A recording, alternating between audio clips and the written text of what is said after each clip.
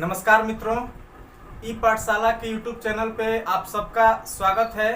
और मैं दीपक कुमार आज एक बार फिर से आपके समक्ष भारतीय इतिहास का एक बहुत ही महत्वपूर्ण लेक्चर लेकर के उपस्थित हुआ हूँ। और आज हम लोग भारत की उस सबसे प्राचीनतम सभ्यता के बारे में पढ़ेंगे जिसके खोज के बाद में भारत को विश्व गुरु कहलाने का मौका मिला और जिसने अपने अस्तित्व के कारण ही भारत को सबसे प्राचीनतम सभ्यताओं वाले देश की श्रेणी में ले जाकर के खड़ा कर दिया था। जैसा कि आप लोग जानते हैं कि जब तक हड़प्पा सभ्यता की खोज नहीं हुई थी तो उससे पहले भारत में सबसे प्राचीनतम सभ्यता के रूप में वैदिक सभ्यता को ही जाना जाता था। और वैदिक सभ्यता के अगर हम लोग कालखंड की बात करें तो वो लगभग 1500 ईसा पूर्व से उसकी शुरुआत मानी जाती थी। और इससे पुरानी सभ्यताएं विश्व के अन्य देशों में उपस्थित थी, जिसके कारण भारत कहीं ना कहीं इस मामले में पिछड़ रहा था। और उसकी कमी को पूरा करने के लिए ही हम लोग देखेंगे कि 1921 ईस्वी में जैसे ही दयाराम साहनी के द्वारा हड़प्पा की खोज की गई तो हड़प्पा की खोज के साथ ही भारत भी उन देशों की श्रेणी में चला गया जिसकी अपनी प्राचीनतम सभ्यताएं थी। ठीक है, तो इस तरह से हम लोग देखेंगे कि हड़प्पा का क्या इंपॉर्टेंस रहा था भारत के इतिहास में। ये चीज आज हम लोग समझने का प्रयास करेंगे। और आज हम पूरा दावा करते हैं कि अगर आप लोग आज का वीडियो पूरा देख रहे हैं तो आपको हड़प्पा सभ्यता से संबंधित कोई भी प्रश्न जो है वो किसी भी एग्जाम में नहीं छूटेगा।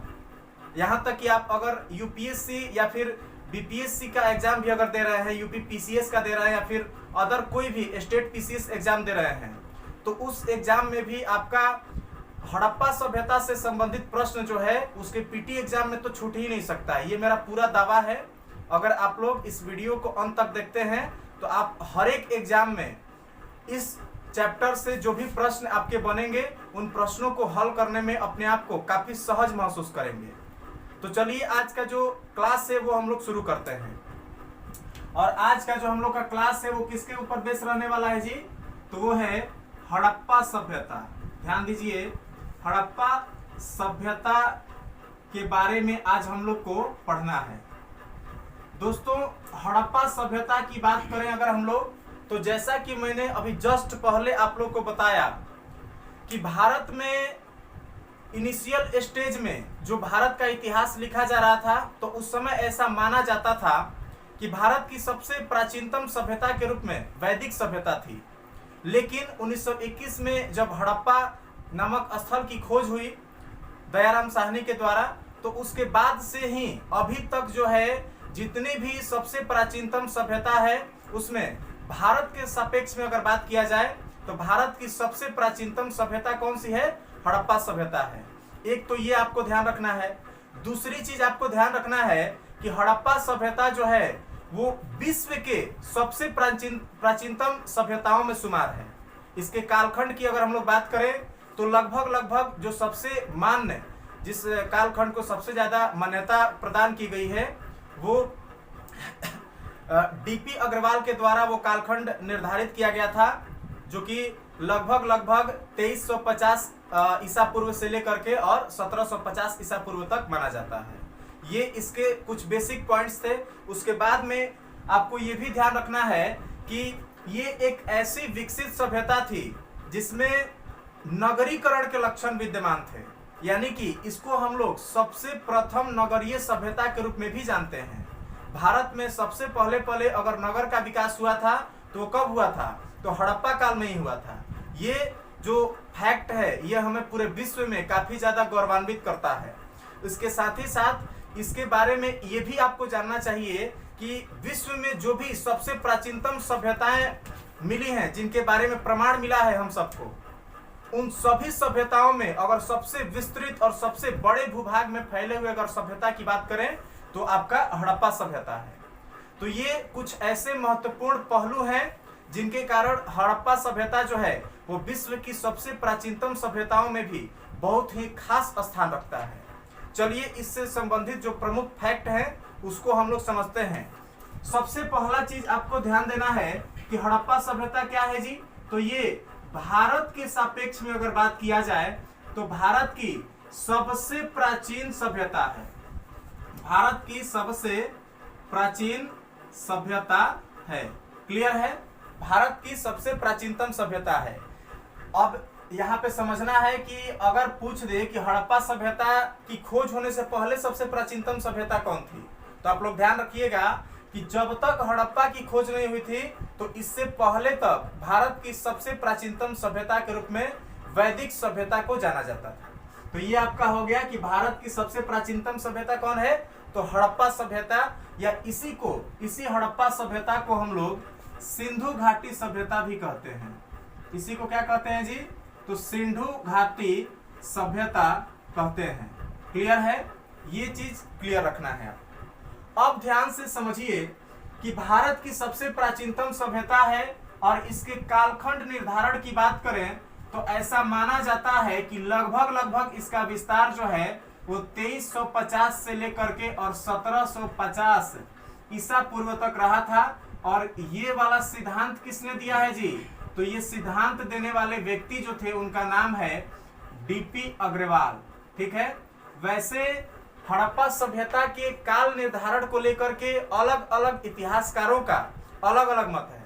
अलग अलग इतिहासकार जो है वो अलग अलग कालखंड निर्धारित किए हैं हड़प्पा सभ्यता के बारे में, जिसमें से सबसे अधिक अगर हम लोग मान्य जो कालखंड है उसकी अगर बात करें तो वो है 2350 ईसा पूर्व से 1750 ईसा पूर्व, जो कि डीपी अग्रवाल के द्वारा निर्धारित किया गया है। इस पे भी हम लोग डिबेट करेंगे थोड़ी देर में। फिलहाल हम चाहते हैं कि एक छोटा सा इंट्रोडक्शन जो है आपके दिमाग में सेट होना चाहिए हड़प्पा सभ्यता के बारे में।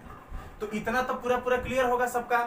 अब थोड़ा सा और आगे आपको लेके चलते हैं और इसमें आप ध्यान दीजिएगा कि चूंकि इस काल में ही सबसे पहले नगर का विकास हुआ था भारत में, और इसीलिए इसे हम लोग प्रथम नगरीय सभ्यता भी कहते हैं।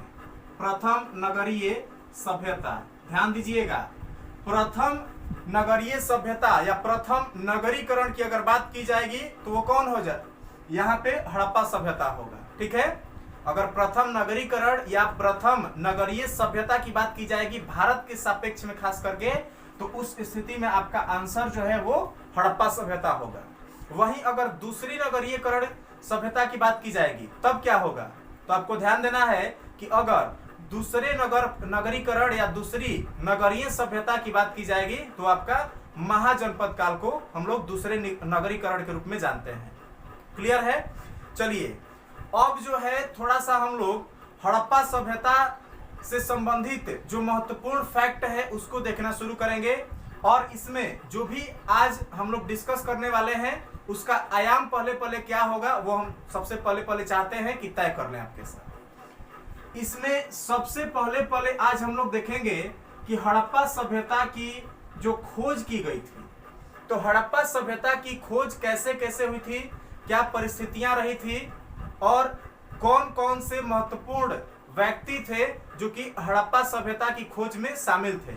इन सारी चीजों को पहले देखेंगे हम लोग। इसके बाद में हम लोग हड़प्पा सभ्यता का जो नामकरण किया गया, क्योंकि अभी तुरंत मैंने जस्ट पहले आपको बताया कि इसके दो नाम तो अभी मिल गए, हड़प्पा सभ्यता और सिंधु घाटी सभ्यता। तो इस तरह से इसके अन्य भी नाम मिलेंगे आपको। तो जो नामकरण किया गया था अलग अलग इतिहासकारों के द्वारा, उसके बारे में भी अभी जस्ट इसके बाद में हम लोग समझेंगे। ठीक है? तीसरा जो हम लोग इसमें देखने वाले हैं वो देखेंगे हम लोग कि हड़प्पा का कालखंड निर्धारण जो किया गया तो उसमें कौन कौन से महत्वपूर्ण इतिहासकार थे और कौन कौन से इतिहासकारों के द्वारा किस किस तरह के मत दिए गए हैं हड़प्पा के काल निर्धारण से संबंधित। तो ये चीज हम लोग देखेंगे। और उसके बाद में जो सबसे महत्वपूर्ण चीज हम लोग को देखना है वो ये देखना है कि हड़प्पा सभ्यता का विस्तार कहाँ था। हड़प्पा सभ्यता का विस्तार कहाँ था ये चीज देखेंगे, तब जाके हड़प्पा सभ्यता की जो विशेषता है, जैसे कि अगर हम लोग हड़प्पा सभ्यता की बात करें तो इसकी सबसे बड़ी जो विशेषता है वो तो है इसकी नगरीकरण, इसकी नगरीय व्यवस्था। ठीक है? दूसरी विशेषता की बात करें तो इसी में हम लोग पढ़ेंगे कि इसकी जो सीवरेज सिस्टम था, ठीक है, सीवरेज सिस्टम यानी कि जो जल निकासी प्रणाली थी हड़प्पा सभ्यता की, वो भी इसकी सबसे बड़ी खासियत रही थी। तो इन सारी चीजों को भी हम लोग आगे चल के देखेंगे। उसके बाद में इसके जो मेन जो इसके स्थल रहे थे, जो मुख्य इसके स्थल रहे थे, जिनसे आमतौर पे आपके परीक्षा में प्रश्न पूछे जाते हैं, उन सभी प्रश्नों को भी हम लोग यहाँ पे देखेंगे, ठीक है। फिलहाल आज के लेक्चर में हम लोग इन 4 चीजों को देखेंगे, ठीक है। चूंकि हम आपको सबसे पहले क्लियर कर देना चाहते हैं कि हड़प्पा सभ्यता जो है ये इतनी विस्तृत रही थी और इससे संबंधित इतनी अधिक जानकारियां हैं कि हम लोग एक लेक्चर में अगर चाहें तो समेट नहीं सकते हैं। अगर आप रेलवे वगैरह का अगर तैयारी कर रहे हैं तो उस स्थिति में एक लेक्चर में भी जो महत्वपूर्ण फैक्ट हैं हम आपको रटवा देंगे तो हो जाएगा। लेकिन अगर आप चाहते हैं कि आपका पूरा का पूरा हड़प्पा सभ्यता से संबंधित एकदम कॉन्सेप्ट आपके दिमाग में रहे और आप किसी भी परीक्षा में हड़प्पा सभ्यता से संबंधित प्रश्नों को काफी सहजता से अगर हल करना चाहते हैं तो उसके लिए आपको हम 2 या 3 वीडियो इसमें अपलोड करेंगे हड़प्पा से संबंधित। और इतना अगर आप देख ले रहे हैं तो फिर आपका हड़प्पा सभ्यता से संबंधित कोई भी प्रश्न छूटने का चांस नहीं रहेगा, चाहे बीपीएससी एग्जाम हो, चाहे यूपीएससी एग्जाम हो, या फिर कोई भी स्टेट पीसीएस हो, या एसएससी हो, या फिर रेलवे हो, या फिर कोई भी अदर एग्जाम, उसमें आपका प्रश्न नहीं छूटेगा। तो चलिए थोड़ा सा और आगे हम लोग लेके चलते हैं। यहाँ पे अब ध्यान दीजिए कि हड़प्पा सभ्यता की खोज कैसे हुई थी, और इसको ध्यान से सब लोग सुनेंगे कि हड़प्पा सभ्यता की जो खोज हुई थी उस समय क्या परिस्थितियां रही थी। तो इसमें सबसे पहले आपको ध्यान देना है कि लगभग 1826 ईस्वी की बात है, ठीक है। 1826 ईस्वी में एक अंग्रेज थे जिनका नाम था चार्ल्स मैसन, ठीक है, चार्ल्स मैसन। तो चार्ल्स मैसन जो है, इन्होंने सबसे पहले क्या देखा, ये मुख्य रूप से जो है हड़प्पा का जो मेन जो बेल्ट है उधर, वहां पे एक अंग्रेज अधिकारी के रूप में वहां पे तैनात थे, ठीक है। और इन्होंने क्या देखा कि उस क्षेत्र में जो ग्रामीण होते थे वो जब अपने घरों को बनाते थे तो उसके लिए उन्हें ईंटों को कहीं से खरीदना नहीं पड़ता था। वो भूमि की खुदाई करते थे और खुदाई करने की कुछ ही मतलब कि गहराई तक खुदाई करने के बाद में उन्हें ईंटें मिल जाती थी और उन ईंटों से वे अपने घरों का निर्माण कर लेते थे। ये सबसे पहले चार्ल्स मैसन ने देखा, जो कि वहां पे उस टाइम तैनात थे, ठीक है। लेकिन इन्होंने इस बात को ज्यादा तुल नहीं दिया और इन्होंने इस बात पे ज्यादा ध्यान भी नहीं दिया। इन्होंने इस चीज को गंभीरता से नहीं लिया था, ठीक है। उसके बाद जो है ये बात आई गई हो गई, कोई इस पे ध्यान नहीं दिया। उसके बाद में जब सबसे ज्यादा महत्वपूर्ण इसकी ओर ध्यान दिया गया वो कालखंड था आपका 1853 से 56 के बीच का। हुआ ये कि 1853 से 56 ईस्वी के बीच की बात है और इस समय जो हड़प्पा का जो मेन क्षेत्र है, जो कि मुख्य रूप से आपको यहाँ पे ध्यान देना है कि खास करके जो पाकिस्तान वाला जो बेल्ट है, ध्यान दीजिएगा, 1853 से 56 ईस्वी के बीच में पाकिस्तान के 2 सिटी हैं, जिसमें से एक का नाम है कराची और दूसरे का नाम है लाहौर, ठीक है। तो कराची और लाहौर के बीच में उस टाइम रेलवे लाइन का माने विकास किया जा रहा था, रेलवे लाइन बिछाई जा रही थी, ठीक है। रेल लाइन जो है कराची से लाहौर के बीच में 1853 से 1856 ईस्वी के बीच में बिछाया जा रहा था, ठीक है। क्या किया जा रहा था? रेलवे लाइन बिछाया जा रहा था, रेलवे लाइन बिछाया जा रहा था।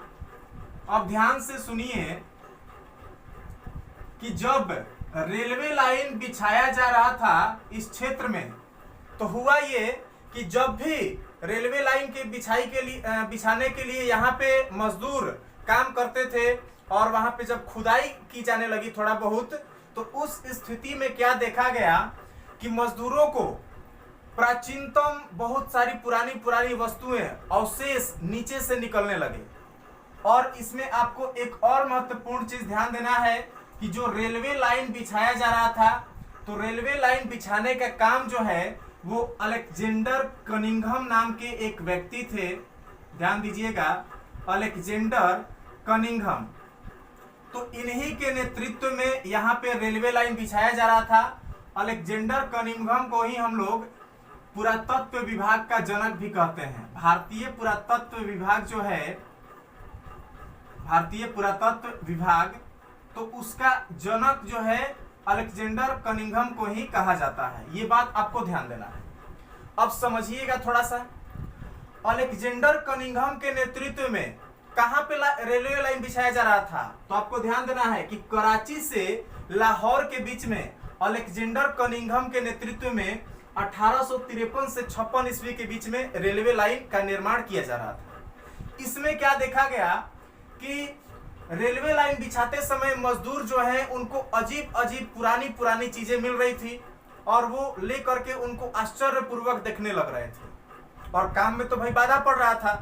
तो उस स्थिति में जब अलेक्जेंडर कनिंघम ने इस चीज को देखा तो इन्होंने इसको नोटिस किया। सबसे पहले अलेक्जेंडर कनिंघम ने इस चीज को सबसे पहले नोटिस किया और इन्हीं की सिफारिश पे आगे चल के और लॉर्ड कर्जन के शासनकाल में, ध्यान दीजिएगा, कौन है जी, तो लॉर्ड कर्जन। तो लॉर्ड कर्जन के शासनकाल में की बात है, जब लॉर्ड कर्जन भारत में गवर्नर थे, ठीक है, वायसराय जब थे लॉर्ड कर्जन भारत में, तो उस समय की बात है। भारत में इन्हीं की सिफारिश पे एक विभाग का गठन किया गया जिसका नाम था पुरातत्व विभाग। ध्यान दीजिएगा, अलेक्जेंडर कनिंघम के सिफारिश पे भारत में पुरातत्व विभाग का गठन किया गया और इन्हीं को हेड बनाया गया। और चूंकि इनकी सिफारिश पे पुरातत्व विभाग का गठन किया गया था, इसीलिए हम लोग इनको पुरातत्व विभाग का जनक कहते हैं। भारतीय पुरातत्व विभाग के जनक के रूप में अलेक्जेंडर कनिंघम को जाना जाता है। ठीक है, तो ये कहानी रही। इन्होंने सबसे पहले जो है इस चीज को अच्छे तरीके से नोट किया था और इन सारी चीजों पे अध्ययन करने के लिए एक विशेष प्रकार का यहाँ पे जो है विभाग की स्थापना करवाई थी इन्होंने। अब थोड़ा सा और आगे चलिए। इसके बाद में भी कुछ ज्यादा विस्तार नहीं हुआ, कुछ ज्यादा इस पे फोकस नहीं किया गया। ठीक है, काफी समय तक इस चीज को ऐसे ही रहने दिया गया।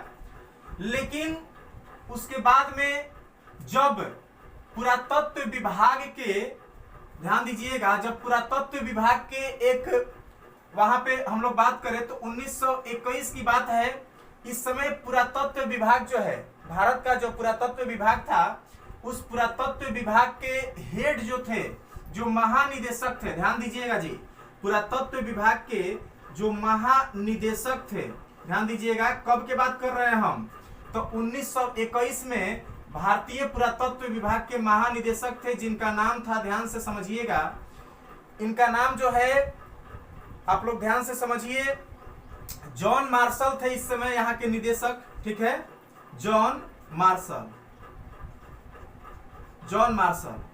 तो जॉन मार्शल 1921 में भारतीय पुरातत्व विभाग के महानिदेशक थे और इन्हीं के नेतृत्व में दो व्यक्ति थे जिनमें से एक का नाम था दयाराम साहनी। ठीक है, दयाराम साहनी, और दूसरे वाले जो थे इन्हीं का नाम था राखलदास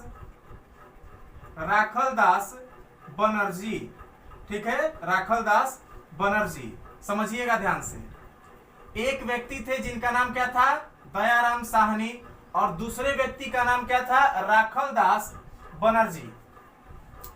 तो इन दोनों को इन्होंने ऑर्डर दिया कि भाई चलिए वहां पे खुदाई किया जाए।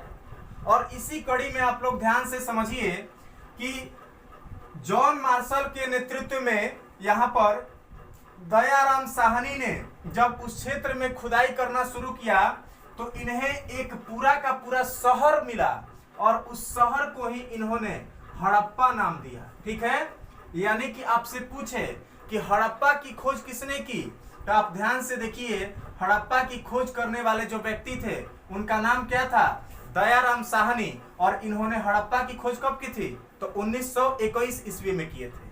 क्लियर है। अब थोड़ा सा आगे बढ़िए। जब एक नया शहर का पूरा यहाँ पे खोज हो गया तो उसके बाद में इस क्षेत्र में और भी जो पुरातत्वविद थे, रुचि लेने लगे और उसी में अगला जो नाम आता है, इनका नाम है राखल दास बनर्जी। और राखल दास बनर्जी ने इसके बाद में फिर से खुदाई किया उस क्षेत्र में, और इनको जो नया क्षेत्र मिला उस क्षेत्र का नाम था मोहनजोदड़ो। ठीक है, मोहनजोदड़ो।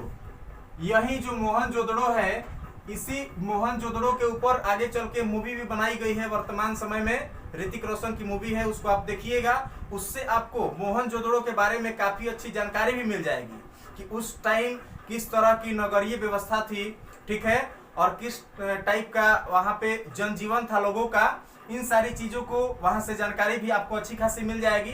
तो ध्यान से समझिए, 1921 में दयाराम साहनी ने हड़प्पा की खोज की, और 1922 की बात है, 1922 में राखल दास बनर्जी ने मोहनजोदड़ो की खोज कर दी। और इसके बाद से लगातार यहाँ पे हड़प्पा से संबंधित जो स्थल थे उनके खोज का सिलसिला शुरू हुआ। और लगातार जब खोज होने लगा तो आप ध्यान से समझिए कि 1947 में हम लोग का देश आजाद हुआ।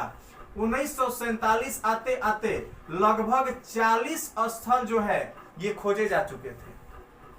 1947 आते आते भारत में हड़प्पा से संबंधित लगभग 40 स्थलों की खोज हो चुकी थी। इसके बाद में ये जो सिलसिला था आगे भी स्वतंत्रता प्राप्ति के बाद भी जारी रहा। उसके बारे में जो है हम लोग आगे देखेंगे। फिलहाल समझिए कि अब तक तकरीबन 1400 से लेकर के 1500 स्थलों की खोज हड़प्पा से संबंधित किया जा चुका है। अब इसका कहां कहां खोज हुआ है, क्या क्या विस्तार रहा है, इस चीज को हम लोग आगे इसी लेक्चर में देखेंगे। फिलहाल हम उम्मीद करते हैं कि जो हड़प्पा की खोज हुई थी इससे संबंधित जो भी फैक्ट हैं, इन फैक्ट्स को आप समझ गए होंगे। चलिए इससे आगे थोड़ा सा हम लोग बढ़ते हैं और अब हम लोग देखेंगे कि हड़प्पा सभ्यता का जो मेन यहाँ पे नामकरण किया गया था वो कैसे हुआ था। ठीक है, तो चलिए ध्यान से समझिएगा।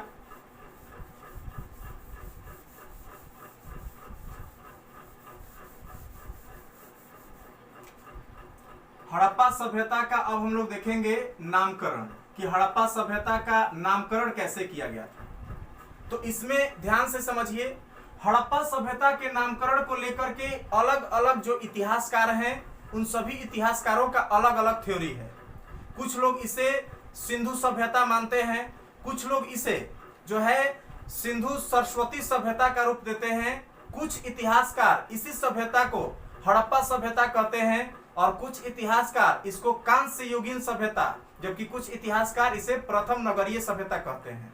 हालांकि उन सबके अलग अलग टाइप से जो नामकरण किए गए उन सबके द्वारा, तो उसके क्या आधार रहे थे, इन सारी चीजों को अभी हम आपको बताएंगे। तो ध्यान से समझिए, नामकरण की अगर हम लोग बात करें हड़प्पा सभ्यता की, तो इसकी सबसे पहले जो नामकरण किया गया था वो किया गया था सिंधु घाटी सभ्यता के रूप में। ठीक है, सिंधु घाटी सभ्यता, ध्यान से समझिएगा। दूसरा जो नामकरण किया गया उसको कहा गया सिंधु सरस्वती। ठीक है, सिंधु सरस्वती सभ्यता। तीसरा जो नामकरण किया गया वो था हड़प्पा सभ्यता। हड़प्पा सभ्यता, ध्यान से समझिए, हड़प्पा सभ्यता। इसके बाद में इसी में मिलेगा कांस्य युगीन सभ्यता, कांस्य युगीन सभ्यता। और लास्ट जो हम लोग देखेंगे उसको हम लोग कहते हैं प्रथम नगरीय सभ्यता। प्रथम नगरीय सभ्यता। तो ध्यान से समझिएगा इसके क्या आधार रहे थे। सुनिए ध्यान से। हुआ ये कि जब सिंधु घाटी सभ्यता या हड़प्पा सभ्यता से संबंधित स्थलों की खुदाई शुरू की गई, तो हमने आपको अभी तुरंत बताया कि 1947 से पहले लगभग 40 स्थलों की खोज की गई थी, और ये सारे के सारे स्थल सिंधु नदी के अपवास क्षेत्र में स्थित थे। 1947 से पहले जितने भी स्थल खोजे गए थे यहाँ पे हड़प्पा सभ्यता से संबंधित, वो सारे के सारे स्थल कहाँ स्थित थे?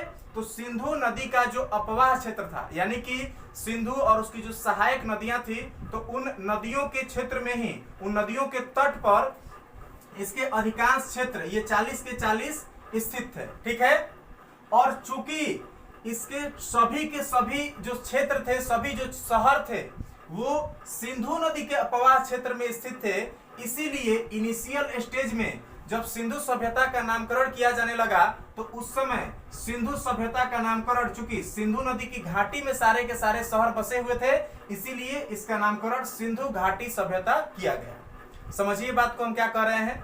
इसके जो भी प्रारंभिक नगरों का पता लगाया गया था, जैसे आप हड़प्पा की बात कीजिए, जैसे आप बात कीजिए मोहनजोदड़ो की, तो ये सारे के सारे जो शहर थे वो टोटल कहाँ स्थित थे? तो सिंधु नदी के अपवाह क्षेत्र में स्थित थे। और चूंकि सिंधु नदी और उसकी सहायक नदियों की घाटियों में ये सारे के सारे शहर बसे हुए थे, इसीलिए प्रारंभिक तौर पे सिंधु घाटी सभ्यता का नामकरण जो है, ये जो हड़प्पा सभ्यता है उसका नामकरण सिंधु घाटी सभ्यता के रूप में किया गया था। क्लियर है। दूसरी बात करते हैं, 1947 के बाद में फिर इस क्षेत्र में जो हड़प्पा से संबंधित जो स्थल थे, इनकी खोज में और ही ज्यादा तीव्रता आई और काफी तेजी से इनसे संबंधित खोज किए गए, खुदाई किए गए।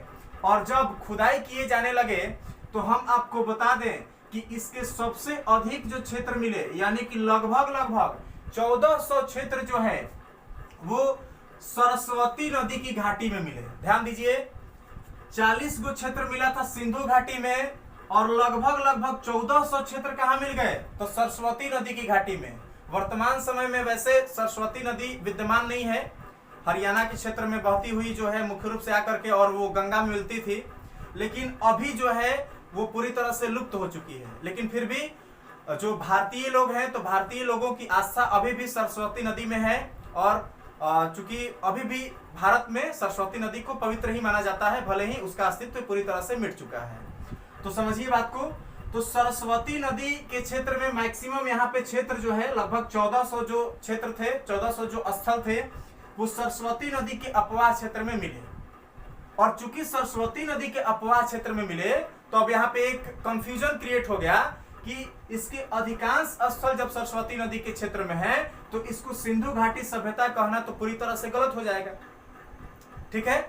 और इसीलिए आगे चल के हम लोग देखें तो कुछ इतिहासकारों का ऐसा मानना था कि इस सभ्यता का नाम सिंधु घाटी सभ्यता न रख करके और इसका नामकरण क्या कर दिया जाए? सिंधु सरस्वती सभ्यता के रूप में कर दिया जाए। हालांकि इस नामकरण से बहुत सारे इतिहासकार जो हैं वो सहमत नहीं थे, और इसीलिए फिर डिसाइड किया गया कि चूंकि ये क्षेत्र विशेष को लेकर के विवाद चल रहा है, तो इसीलिए सबसे पहला जो शहर खोजा गया था इस सभ्यता का, उसका नाम क्या था? हड़प्पा सभ्यता। अभी जस्ट पहले मैंने आपको बताया कि सबसे पहला जो इस सभ्यता से संबंधित जो शहर की खोज की गई थी, उस शहर का नाम क्या था? तो हड़प्पा था, जिसका खोज दयाराम साहनी ने किया था। तो चूंकि सबसे पहला शहर हड़प्पा खोजा गया था, इसीलिए इस सभ्यता का नामकरण जो है आगे चल के हड़प्पा सभ्यता के रूप में कर दिया गया। तो इस तरह से ये 3 नाम आपको मिले। अब सुनिए, इसको कांस्य युगीन सभ्यता क्यों कहा जाएगा और इसको प्रथम नगरीय सभ्यता क्यों कहा जाएगा, इस पे भी थोड़ी सी हम लोग बात कर लेते हैं। तो सुनिए ध्यान से।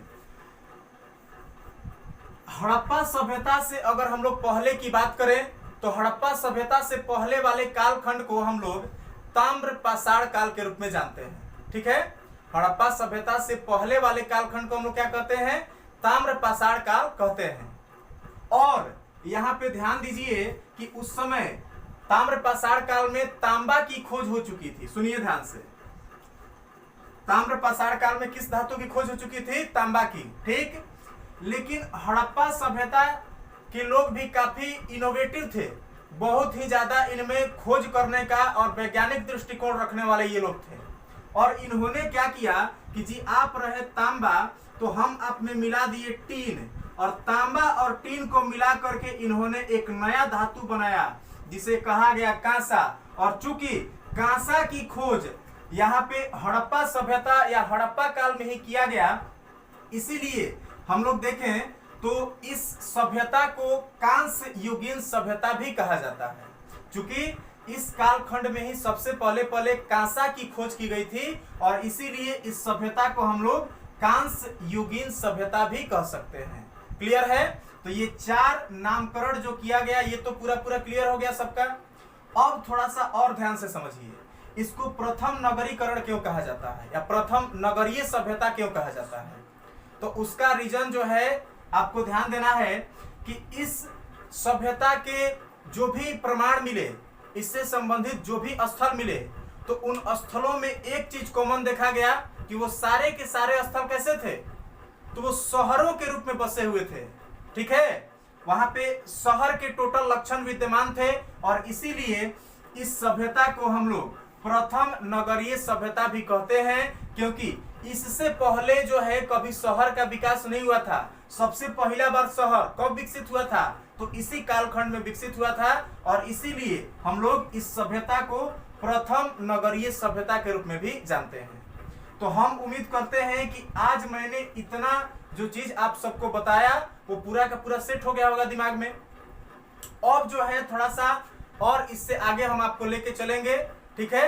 और अब हम लोग देखेंगे कि आखिर हड़प्पा सभ्यता से संबंधित अलग अलग इतिहासकार जो हैं तो उनका क्या मत है कि इसका काल निर्धारण किस तरह से किया गया है, ये चीज अब हम लोग देखेंगे।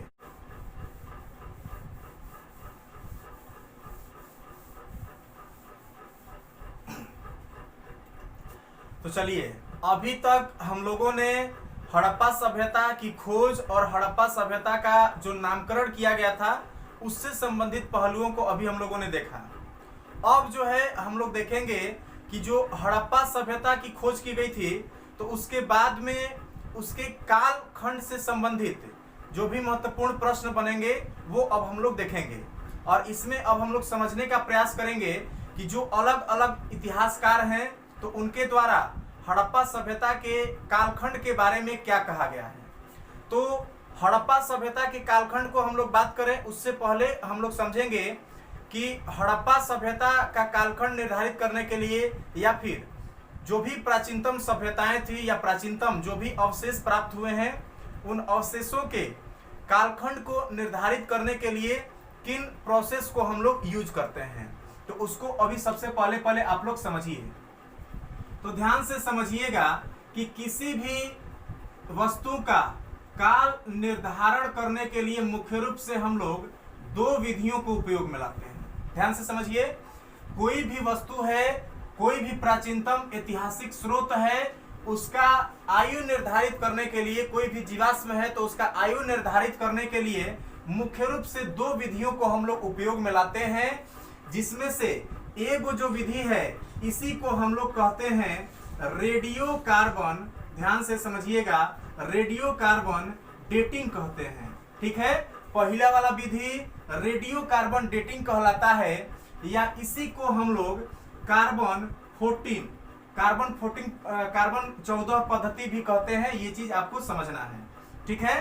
कार्बन 14 डेटिंग या फिर रेडियो कार्बन डेटिंग या कार्बन 14 पद्धति कहते हैं, कार्बन 14 पद्धति कहते हैं, ठीक है। दूसरा वाला अगर हम लोग विधि की बात करें तो इसी को हम लोग कहते हैं यूरेनियम, ठीक है, यूरेनियम डेटिंग। तो समझिएगा बात को, 2 विधियां आमतौर पे यहाँ पे किसी भी वस्तु का काल निर्धारण करने के लिए, कोई भी प्राचीनतम वस्तु का काल निर्धारण करने के लिए उपयोग में लाई जाती है। कौन कौन? तो रेडियो कार्बन डेटिंग और दूसरा वाला यूरेनियम डेटिंग। अब ये दोनों होते क्या है इसको समझिए। रेडियो कार्बन डेटिंग की अगर हम लोग बात करें तो इसमें एक कार्बन का अपरूप है, ठीक है, उसका समस्थानिक है जिसका नाम है C14, ठीक है। तो इस समस्थानिक का उपयोग किया जाता है, ऐसा कहा जाता है। और ये मतलब कि इस सिद्धांत से संबंधित आपको याद रखना है कि हर एक वस्तु में कार्बन का ये समस्थानिक पाया जाता है और जब वो मतलब कि जीव, खास करके जीव जो है, तो जब कोई जीव मर जाता है तो उससे समान मात्रा में ये जो कार्बन 14 है ये वहां से मतलब कि निकलते रहता है और जितना माने लॉस होता है इसका, उसी के आधार पर आमतौर पे वस्तुओं का या जो जीवाश्म होते हैं उनका आयु निर्धारण किया जाता है। तो समझिए बात को, यहाँ पे याद रखने वाली बात यह है कि इस प्रोसेस के द्वारा जो भी जीवाश्म होते हैं तो जीवाश्मों का आमतौर पे आयु का निर्धारण किया जाता है। रेडियो कार्बन डेटिंग के माध्यम से कौना के निर्धारण किया जाता है? आयु के, तो जीवाश्म के, ठीक है। और इसमें एक और महत्वपूर्ण चीज ध्यान रखना है कि इस प्रोसेस के द्वारा आमतौर पे लगभग 50,000 वर्ष पुराने जो होंगे, 50,000 वर्ष पुराना अगर कोई जीवाश्म है तो उस जीवाश्म की आयु का निर्धारण आमतौर पे रेडियो कार्बन डेटिंग के प्रोसेस के द्वारा किया जाता है। क्लियर है?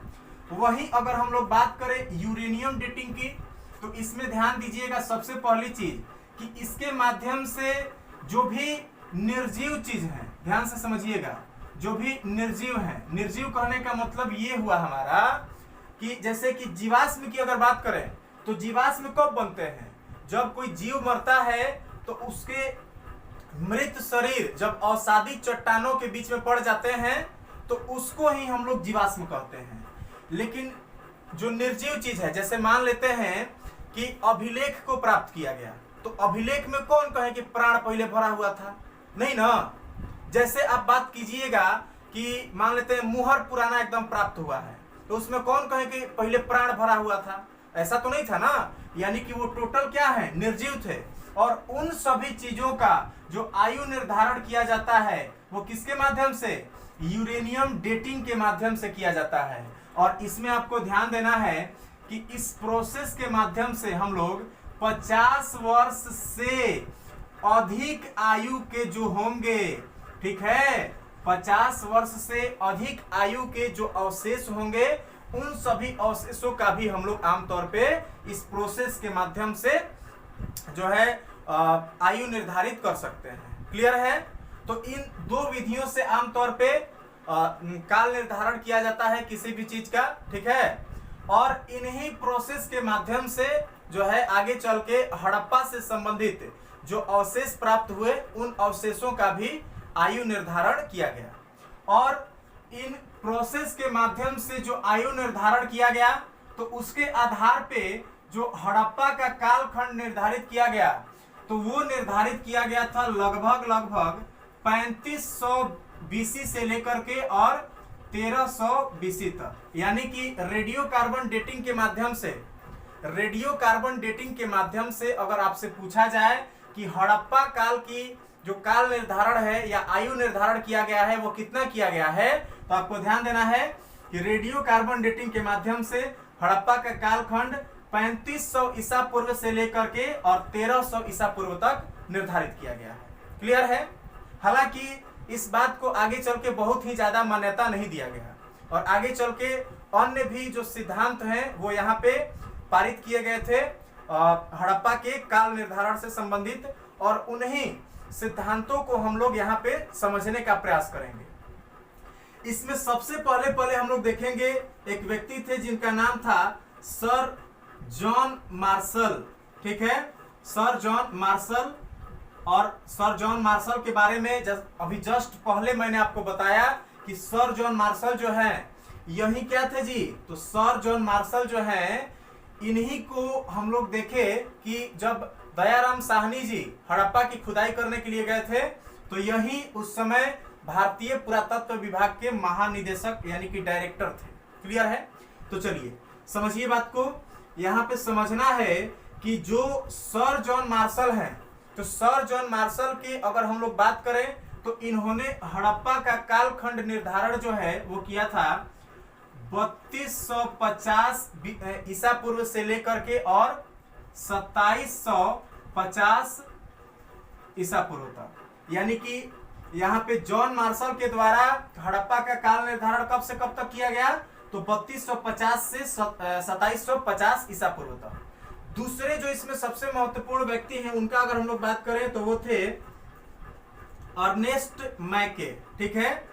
और इन्होंने जो है यहाँ पे हम लोग देखें तो इन्होंने हड़प्पा का कालखंड जो है 2800 बीसी से लेकर के और 2500 बीसी तक निर्धारित किया था। तीसरे जो व्यक्ति अगर हम लोग इसमें देखें जो महत्वपूर्ण है वो थे एमएस वत्स। ठीक है, एमएस वत्स थे। इन्होंने भी काफी भारी भरकम इसका काल निर्धारण किया था और इन्होंने कहा था कि लगभग 3500 ईसा पूर्व से लेके और 2500 ईसा पूर्व तक हड़प्पा का काल रहा था। हालांकि इनका भी आगे चल के जो सिद्धांत है वो मान्य नहीं हुआ। अगले आए और उन्होंने क्या कहा कि जी ये सारे के सारे गलत हैं, हम सही हैं। और उन्होंने, उनका नाम था मार्टिमर व्हीलर। ठीक है, तो मार्टिमर व्हीलर की अगर हम लोग बात करें तो इन्होंने कहा था कि हड़प्पा जो है ये लगभग 2500 से लेकर के और 1500 बीसी इसका कालखंड रहा था। लेकिन इन सबसे इतर एक बहुत ही महत्वपूर्ण व्यक्ति हुए थे जिनका नाम था, हम लोग देखें तो डीपी अग्रवाल। ध्यान से समझिएगा, क्या नाम था जी? तो डीपी अग्रवाल। और डीपी अग्रवाल ने जो है यहाँ पे हड़प्पा के काल निर्धारण से संबंधित अपना सिद्धांत दिया और इन्होंने कहा कि हड़प्पा जो है लगभग 2350 से लेकर के और यहाँ पे हम लोग देखें तो 1750 ईसा पूर्व तक इसका मुख्य रूप से विस्तार रहा था और ये अपने चरम स्थिति में था। ये किसने कहा था? तो डीपी अग्रवाल ने कहा था। और यही जो थ्योरी है, डीपी अग्रवाल की जो थ्योरी है, यही अभी तक जो है मान्य है। ठीक है, तो ये चीज आपको ध्यान देना है। इसके बाद में थोड़ा सा चीज और हम आपको बता दें, हड़प्पा सभ्यता से संबंधित एक ये भी प्रश्न महत्वपूर्ण बनता है कि जो हड़प्पा सभ्यता या सिंधु घाटी सभ्यता का विकास हुआ था वो किन किन प्रजातियों को मिला करके हुआ था। तो इसमें आमतौर पे आपको 4 प्रजातियां मिलेंगी, जिसमें से एक मिलेगा आपको प्रोटो ऑस्ट्रेलायड। ठीक है, प्रोटो ऑस्ट्रेलायड। दूसरा वाला अगर हम लोग देखें तो उसी को हम लोग कहते हैं भूमध्य सागरीय। ठीक है, एक आपका हो गया यहाँ पे प्रोटो ऑस्ट्रेलायड, दूसरा हो गया भूमध्य सागरीय, तीसरा जो है उसी को हम लोग कहते हैं मंगोलायड और चौथा जो प्रजाति इसमें सम्मिलित थी उसको हम लोग कहते हैं अल्पाइन। तो इन 4 प्रजाति के लोगों ने मिल करके आमतौर पे यहाँ पे सिंधु सभ्यता का निर्माण किया था। या आपसे ऐसा भी प्रश्न पूछ सकता है कि सिंधु सभ्यता में मुख्य रूप से कौन कौन सी प्रजातियां पाई जाती थी मनुष्य की? तो कौन कौन? प्रोटो ऑस्ट्रेलायड, भूमध्य सागरीय, मंगोलायड और अल्पाइन। ये 4 प्रजातियां मुख्य रूप से सिंधु घाटी सभ्यता में विद्यमान थी। ठीक है, तो चलिए हम उम्मीद करते हैं कि ई वाला पूरा का पूरा सेक्शन जो है पूरा क्लियर हो गया होगा।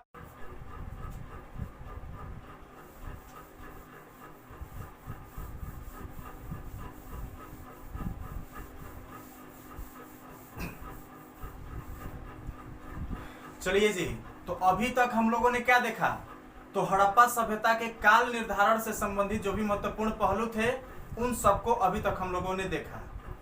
अब जो है हम लोग देखेंगे कि हड़प्पा सभ्यता का विस्तार कहाँ कहाँ रहा था और कौन कौन से देश इसमें मुख्य रूप से इसके अंतर्गत आते थे, किन किन देशों में इसके अवशेष प्राप्त हुए हैं। इन सारी चीजों को अब हम लोग देखेंगे। तो इसमें आपको ध्यान देना है, सबसे पहली चीज यहाँ पे एक हम ग्राफ के माध्यम से आपको बता रहे हैं। सुनिए ध्यान से समझिएगा जो चीज हम बताने जा रहे हैं आपको। हड़प्पा सभ्यता की अगर हम लोग बात करें तो हड़प्पा सभ्यता में आपको ध्यान देना है, इसके ये 4 कॉर्नर हो गए जो हम आपको बताने जा रहे हैं। इसमें इसका जो सबसे पूर्वी जो सिरा था उसी को हम लोग कहते हैं मांडा। यानी कि जो हड़प्पा सभ्यता का सबसे जो उत्तरी जो छोर था, ध्यान दीजिएगा, सबसे जो उत्तरी छोर था हड़प्पा सभ्यता का वो मांडा है। और ये स्थित कहाँ है जी? तो ये कश्मीर में है। यानी कि हड़प्पा सभ्यता का सबसे जो उत्तरी सिरा था वो कौन सा है? मांडा है। और ये अभी वर्तमान में कहाँ स्थित है? तो वर्तमान में ये कश्मीर में स्थित है। और इसके बारे में आपको एक और महत्वपूर्ण प्रश्न पूछेगा कि मांडा जो है ये किस नदी के किनारे स्थित है? तो आपको ध्यान देना है कि मांडा जो है ये चिनाब नदी के किनारे स्थित है। किस नदी के किनारे? तो चिनाब के किनारे जो है, चिनाब नदी के तट पर मांडा स्थित है। तो ये इसका उत्तरी हो गया। इसके दक्षिणी अगर हम लोग छोर की बात करें तो दक्षिणी छोर जो है इसका, उसी को हम लोग जानते हैं दैमाबाद के नाम से। ठीक है, दैमाबाद। हड़प्पा सभ्यता का जो सबसे दक्षिणी सिरा है वो किस नाम से जाना जाता है? दैमाबाद के नाम से। और ये दैमाबाद जो है वर्तमान समय में महाराष्ट्र के अहमदनगर जिले में स्थित है। यानी कि ये किस राज्य में है जी? तो महाराष्ट्र में, महाराष्ट्र में स्थित है।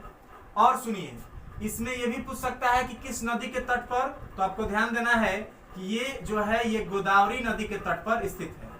तीसरा इधर समझिए, सबसे इसके पश्चिमी बलूचिस्तान वर्तमान में कहाँ स्थित है? बलूचिस्तान में। और इसमें भी पूछ सकता है कि किस नदी के किनारे, तो आपको ध्यान देना है एक दास्क नदी है जो कि सिंधु की ही सहायक नदी है। तो उस दास्क नदी के किनारे यहाँ पे सुत्का गेंडोर जो शहर है वो स्थित है। चलिए, अब इसके पूर्वी सिरे की अगर हम लोग बात करें तो इसका पूर्वी सिरा जो है ये आलमगीरपुर है। कौन सा शहर? तो आलमगीरपुर। और आलमगीरपुर जो है ये यूपी में स्थित है, उत्तर प्रदेश में। और आपको ध्यान देना है कि ये भी पूछ सकता है कि आलमगीरपुर किस नदी के किनारे स्थित है। तो आप ध्यान से समझिएगा कि आलमगीरपुर जो है ये हिंडन नदी के किनारे है। ठीक है, हिंडन नदी के किनारे स्थित है। ये कौन सा सिरा है? तो ये पूर्वी है, ये उत्तर आपका दक्षिणी हो गया। तो सुनिए ध्यान से, कहने का मतलब हमारा ये है कि हड़प्पा सभ्यता का विस्तार जो है वो उत्तर में मांडा से लेकर के और दक्षिण में दैमाबाद महाराष्ट्र तक विस्तृत था। यानी कि कश्मीर से लेकर के और महाराष्ट्र तक। क्लियर है?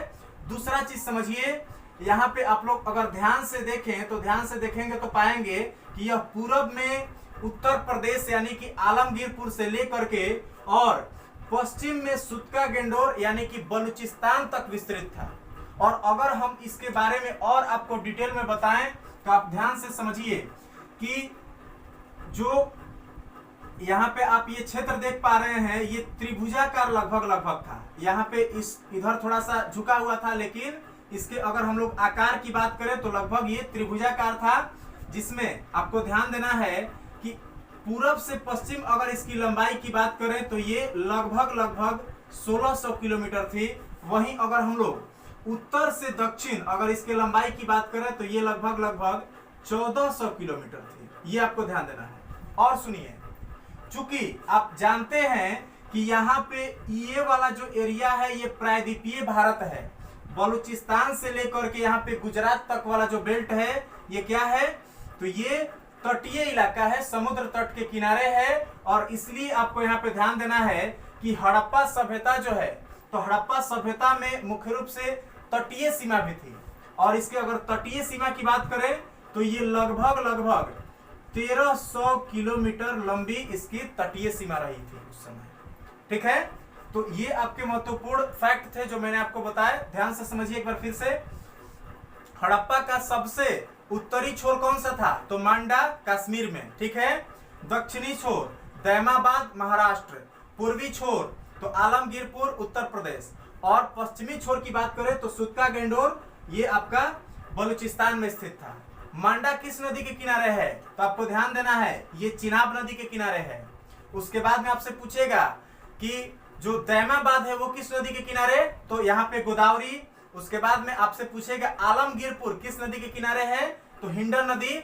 जबकि आपसे पूछे कि जो सुत्का गेंडोर है वो किस नदी के किनारे है? तो आपका हो जाएगा दास। कभी कभी क्या करेगा? सेटर बदमाशी करेगा और कहेगा कि यहाँ पे सुत्का गेंडोर दास्क नदी के किनारे है, और आपसे पूछ देगा कि दास्क किसकी सहायक नदी है, और वहां पे 4 गो ऑप्शन दे देगा।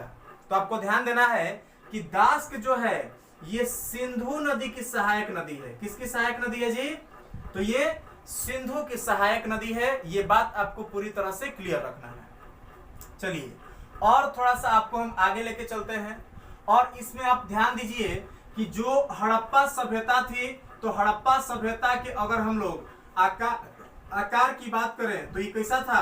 तो त्रिभुजाकार था। ठीक है, हड़प्पा सभ्यता का आकार कैसा था? त्रिभुजाकार था। ठीक है, अब सुनिए कि अब किन किन क्षेत्रों में हड़प्पा सभ्यता का विस्तार रहा था, इस चीज को अब हम लोग समझेंगे। और सुनिए ध्यान से, हड़प्पा सभ्यता की अगर हम लोग विस्तार की बात करें तो आपको ध्यान देना है कि इसका विस्तार मुख्य रूप से 3 देशों में था, जिसमें से सबसे ज्यादा विस्तार जो है ये भारत में था। दूसरा जो नंबर पे था वो था पाकिस्तान। ठीक है, और तीसरा जो क्षेत्र था वो था अफगानिस्तान। ठीक है, अफगानिस्तान। तो इस तरह से आपको ध्यान से समझना है। हड़प्पा सभ्यता का विस्तार मुख्य रूप से 3 देशों में था, जिसमें से भारत में सबसे अधिक 925 स्थलों की खोज हुई है। यानी कि अब तक 925 स्थल जो खोजे गए हैं वो कहाँ पे हैं? तो भारत में है। जबकि अगर हम लोग पाकिस्तान के सापेक्ष में बात करें तो आपको ध्यान देना है कि पाकिस्तान में लगभग 475 स्थल जो हैं वो स्थित हैं, जिसमें कि जो सबसे पहला स्थल खोजा गया था हड़प्पा, या फिर उसके बाद में जो मोहनजोदड़ो खोजा गया था वो भी वर्तमान में पाकिस्तान में ही है। ठीक है, लेकिन फिर भी वर्तमान में सबसे अधिक जो स्थल खोजे गए हैं वो कहाँ पे हैं? तो भारत में है, और उनकी संख्या लगभग 925 है। अब सुनिए, अफगानिस्तान की बात करें तो अफगानिस्तान में हड़प्पा सभ्यता से संबंधित मात्र 2 स्थलों का पता चला है, और चूंकि ये 2 स्थल हैं इसीलिए ये काफी ज्यादा महत्वपूर्ण हो जाते हैं, और यहाँ से एकदम दुलरुआ टाइप के क्वेश्चन बनता है। तो सुनिए ध्यान से कौन कौन से यहाँ पे स्थल उपस्थित थे, और ध्यान से अगर सुनिएगा तो ध्यान से समझिए। इसमें जो 2 प्रमुख स्थल थे उसमें से एक था जिसका नाम था मुंडीगाक, और दूसरे की अगर हम लोग बात करें तो वो था सुर्तगुई। ठीक है, सुर्तगुई। तो सुर्तगुई और मुंडीगाक ये दोनों आपको मिलेंगे अफगानिस्तान में। 475 ऐसे स्थल हैं जो पाकिस्तान में स्थित हैं, और 925 स्थल ऐसे हैं जो कहाँ में स्थित है? तो भारत में है। ये चीज आपको क्लियर रखना है। अब जो है हम लोग थोड़ा सा बात करेंगे कि हड़प्पा सभ्यता में इसके विस्तार से संबंधित और कौन कौन से महत्वपूर्ण फैक्ट आपको मिलेंगे। आपसे ये भी पूछ सकता है कि भारत में हड़प्पा के सबसे अधिक स्थल किस राज्य से प्राप्त हुए हैं? तो ध्यान से समझिएगा, यहाँ पे पूरा डिटेल में आपको बता दे रहे हैं। भारत में अगर हड़प्पा सभ्यता की विस्तार की बात करें तो जैसा कि आप लोग यहीं पे देख पा रहे हैं, सबसे पहले वाला क्या है जी? तो कश्मीर। यानी कि यहाँ पे कश्मीर से जो स्टार्ट होगा, कश्मीर से स्टार्ट होने के बाद में ये आपको मिलेगा हरियाणा में, इसके कुछ क्षेत्र मिलेंगे, कुछ क्षेत्र इसके पंजाब में मिलेंगे, इसके बाद में गुजरात में जाइए, गुजरात में मिलेंगे, इसके बाद में इसके क्षेत्र जो है वो राजस्थान में भी मिलेंगे भारत में, और उसके बाद में महाराष्ट्र में मिलेंगे, महाराष्ट्र में, और उत्तर प्रदेश में मिलेंगे। तो ध्यान से समझिए, भारत की अगर बात की जाएगी तो भारत में हड़प्पा सभ्यता का विस्तार किन किन राज्यों में है? तो कश्मीर, हरियाणा, पंजाब, गुजरात, राजस्थान, महाराष्ट्र और उत्तर प्रदेश। जिसमें से अगर सबसे अधिक स्थलों की बात की जाएगी कि सबसे अधिक स्थल भारत के किस राज्य से प्राप्त हुए हैं, तो ये आपका है गुजरात। यानी कि गुजरात से सबसे अधिक स्थलों की खोज की गई है। सब आपसे पूछेगा कि हड़प्पा के सबसे अधिक स्थल भारत के किस राज्य से प्राप्त हुए हैं, तो ध्यान रखना है वो गुजरात होगा। आपसे पूछेगा कि हड़प्पा सभ्यता का प्रमुख जो बंदरगाह प्राप्त हुआ है लोथल, वो किस राज्य में स्थित है, तो गुजरात में है। ये सब महत्वपूर्ण प्रश्न बनेंगे, आपको यहाँ से जो ध्यान रखना है। गुजरात से ही सबसे पहले हड़प्पा सभ्यता में चावल के भी साक्ष्य मिले हैं, वो भी आपको याद रखना पड़ेगा। हम जब डिटेल में एक एक जो मेन सिटी है, मेन इसके जो शहर थे, उनके बारे में जब हम आपसे बात करना शुरू करेंगे तो उस समय एक एक पॉइंट आपको हम बताएंगे। फिलहाल इतना आपको याद रखना है। थोड़ा सा आपको हम बता दें कि इसके क्षेत्रफल की अगर हम लोग बात करें कि हड़प्पा सभ्यता का क्षेत्रफल लगभग कितना था, तो आपको ध्यान देना है कि हड़प्पा सभ्यता जो है वो वर्तमान में भारत का जो क्षेत्रफल है उसका लगभग 1/3 क्षेत्रफल के बराबर उस समय हड़प्पा सभ्यता का विस्तार था। और आपको हम अगर बता दें तो ध्यान से देखिएगा कि इसका विस्तार जो है लगभग 12 लाख यहाँ पे 99,600 किलोमीटर स्क्वायर यानी कि वर्ग किलोमीटर में इसका विस्तार रहा था। यानी कि लगभग हम लोग 13 लाख वर्ग किलोमीटर में अगर देखें तो हड़प्पा सभ्यता का विस्तार रहा था। तो ये आपको हड़प्पा सभ्यता से संबंधित महत्वपूर्ण फैक्ट थे जो मैंने अभी आपको बताया। अब जो है अगले लेक्चर में हम लोग हड़प्पा का जो मेन नगरीकरण किया गया था और इसका जो मेन सीवरेज सिस्टम था उससे संबंधित जो पहलू होंगे उस पर हम लोग अगले लेक्चर में बात करेंगे। हम उम्मीद करते हैं कि ये पूरा का पूरा वीडियो आपको समझ में आ गया होगा। अगर आपको समझ में नहीं आया हो कोई पॉइंट आपको और उस पर डाउट हो तो आप कमेंट बॉक्स में आप कमेंट कीजिए, पूछिए वहां से। अगर आपको वीडियो अच्छा लगे तो वीडियो को लाइक कीजिए और अधिक से अधिक अपने दोस्तों के साथ शेयर कीजिए, जिससे कि हम भी उत्साहित रहें और हम भी पूरा प्रेरित हों कि जी आप लोग हमारे वीडियो में इंटरेस्ट ले रहे हैं और आपको हमारा वीडियो अच्छा लग रहा है, आपको हमारे वीडियो से लाभ हो रहा है और हम आपको अधिक से अधिक मात्रा में वीडियो प्रोवाइड करा सकें। आपका विश्वास ही हमको मजबूत बनाएगा और अगर आप हम पे विश्वास कर रहे हैं तो मेरा भी पूरा दावा है और हम आपको विश्वास दिलाते हैं कि आपको जीएस से संबंधित कोई भी प्रश्न जो है परीक्षा में हम छूटने नहीं देंगे। अगर आप हम पे विश्वास करते हैं तो आप हमारे चैनल से जुड़िए और हमारे चैनल को सब्सक्राइब कीजिए।